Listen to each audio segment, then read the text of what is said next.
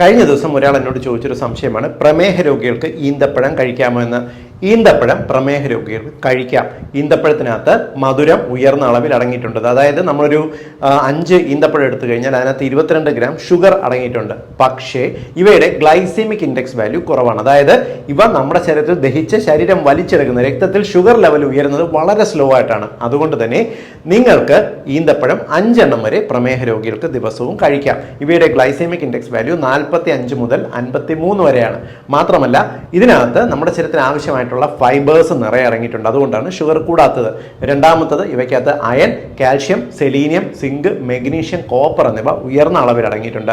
പ്രമേഹ രോഗികൾക്ക് ഇത്തരം വൈറ്റമിൻസ് ശരീരത്തിന് വളരെയധികം അത്യാവശ്യമായതുകൊണ്ട് നിങ്ങൾ നിർബന്ധമായിട്ടും നട്ട്സിന്റെ കൂടെ ചേർത്തിട്ട് ഈന്തപ്പഴം കഴിക്കുന്നത് നല്ലതാണ്. മാത്രമല്ല നിങ്ങളുടെ ശരീരത്തിലെ ചീത്ത കൊളസ്ട്രോൾ കുറച്ചിട്ട് ഗുഡ് കൊളസ്ട്രോൾ ആയിട്ടുള്ള HDL വർദ്ധിപ്പിക്കുന്നതിനും ഈന്തപ്പഴം സഹായിക്കും.